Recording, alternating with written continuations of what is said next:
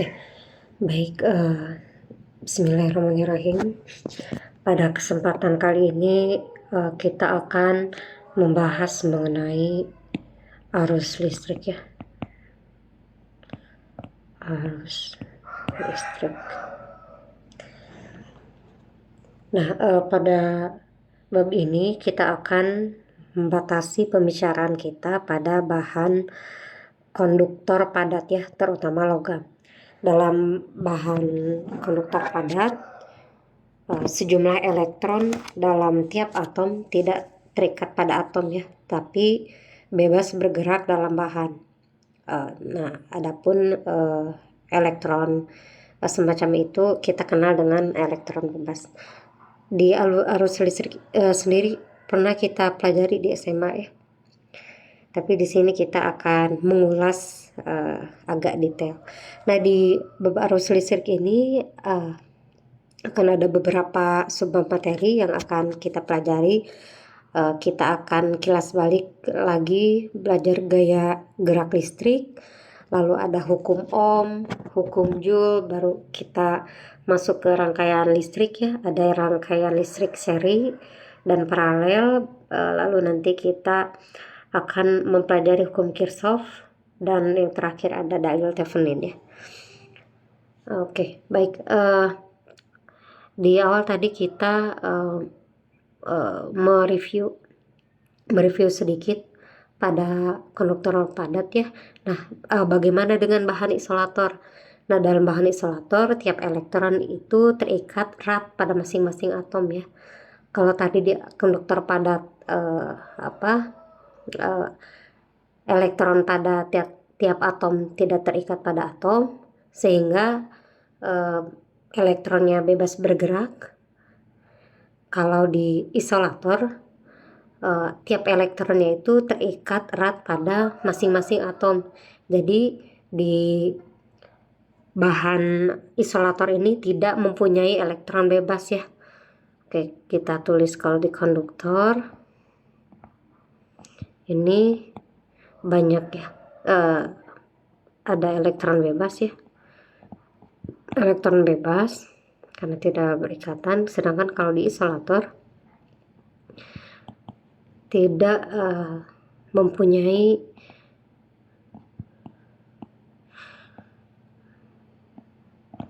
elektron bebas. Nah, apabila ada medan listrik dalam bahan konduktor padat ya, itu konduktor padat, maka elektron bebasnya ini akan bergerak di bawah pengaruh gaya medan ya. Bila medan listrik dihasilkan oleh baterai, katakanlah kalau di listrik, atau disebut sumber tegangan ya. Nah, dalam konduktor mengalir aliran listrik atau kita sebut arus listrik.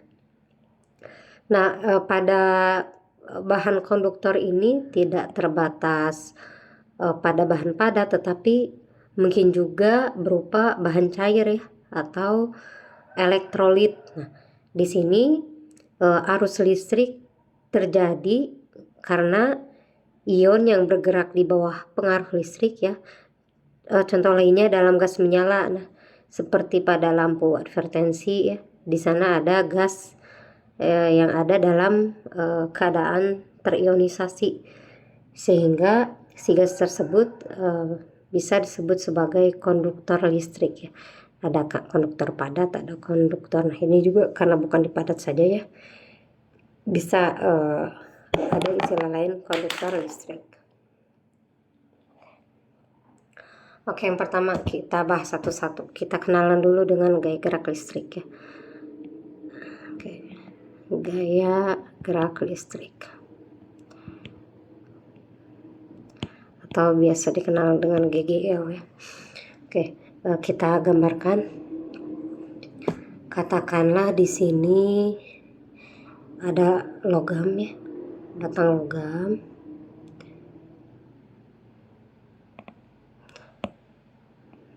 Logam.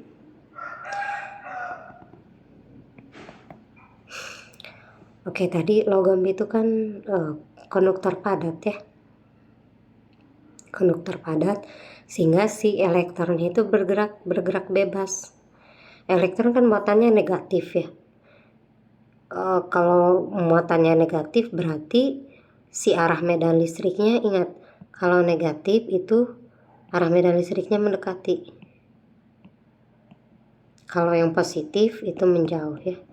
Nah, kalau di sini konteksnya gambar kosong kayak gini, ketika dikatakan gambar ini logam ya, logam berarti konduktor padat, elektronnya bebas bergerak, berarti arah medan listriknya kita tulis satunya arahnya ke kiri ya, arahnya ke kiri. Nah, di sini muatannya negatif.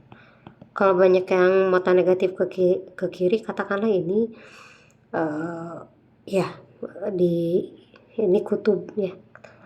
Nah, berarti di sini kekurangan muatan negatif, berarti di ujung sini, di ujung kanan ini positif ya.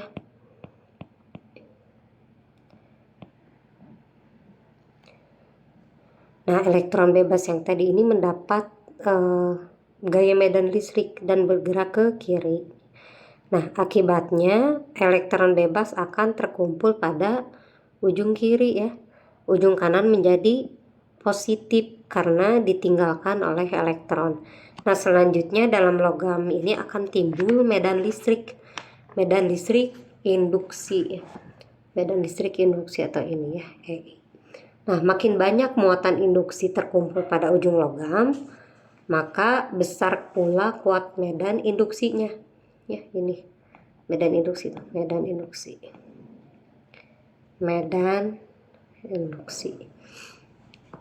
Nah, akibatnya apa? Akhirnya harga kuat medan induksi ini sama dengan kuat medan luar ya. Kan ini ada kuat medan juga di sini. Kita tuliskan seperti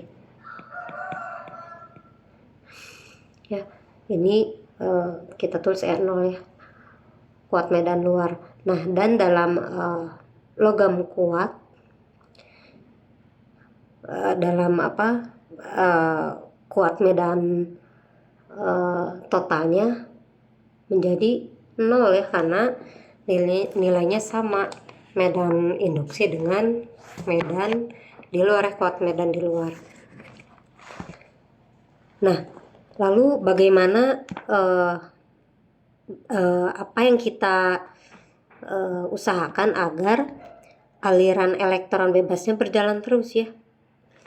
Nah, untuk membuat si elektron bebasnya berjalan terus, kita dapat memperoleh bila muatan induksinya terus diambil, sehingga dalam logam tidak timbul medan listrik induksi. Nah, adapun alat yang dapat menghasilkan aliran elektron bebas atau arus listrik yang terus bertahan, kita kenal dengan sumber gaya listrik ya. Nah, ini sumber gaya gerak listrik. Biar terus bergerak, jadi ada arus yang mengalir. Nah, gaya gerak listrik ini itu apa ya? GGL ini adalah kemampuan untuk membuat agar beda potensial kedua ujung logam tetap ada harganya ya. Oke, kalau kita tulis kemampuan untuk membuat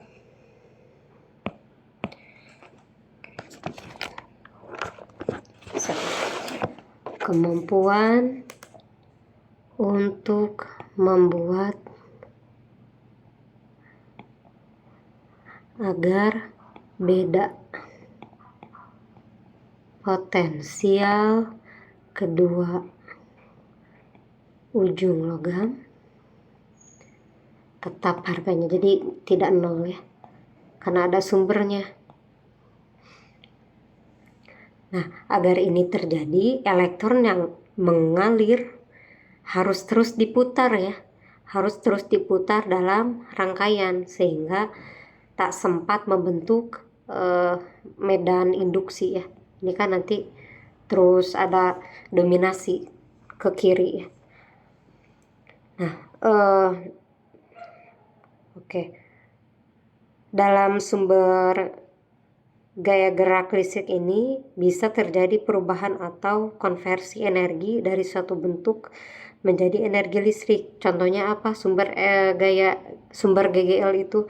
Contohnya ada baterai ya. Contohnya baterai. Nah, di dalam baterai ini energi listriknya berasal dari energi kimia ya. Kayak contohnya ada baterai. Oke, ada baterai. Lalu ada lagi PLTA. Kalau PLTA ini pembangkit listrik tenaga air. Energi listriknya berasal dari energi potensial ya. Energi potensial gravitasi air. Oke, kalau ini dari kimia ya. Kan baterai itu dibikin buatan manusia. Lalu ada lagi yang lain, lalu ada PLTD. Kalau PLTD ini atau kita kenal dengan pembangkit listrik tenaga diesel ya. Energi listriknya itu berasal dari kalor pembakaran ya. Kalor pembakaran bahan bakar. Bahan bakarnya apa? Bahan bakarnya minyak solar. Oke, energi listriknya berasal dari kalor pembakaran dari bahan bakar ya. Bahan bakarnya minyak solar.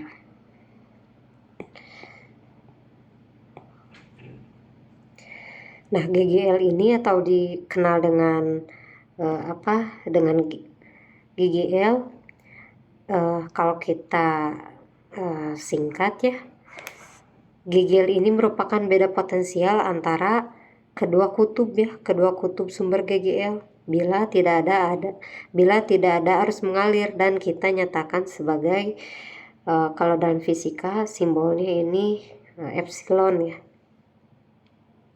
Epsilon. Nah, lebih familiarnya lagi, sumber GGL ini sering kita sebut sumber tegangan.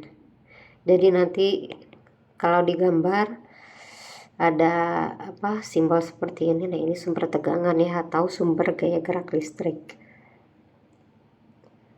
Nah, karena orang sering menggunakan kata tegangan sebagai pengganti potensial listrik ya, sering kita dengar tegangan sama potensial listrik. Sebetulnya gaya gerak listrik itu kurang tepat, sebab yang dimaksud adalah potensialnya ya. Potensial, jadi bukan gaya, tapi mungkin istilah yang lebih tepat adalah potensial penggerak listrik. Tetapi tidak apa-apa karena yang lebih populer adalah GGL ya, sehingga kita gunakan istilah ini. Oke, seandainya bila tidak ada GGL ya,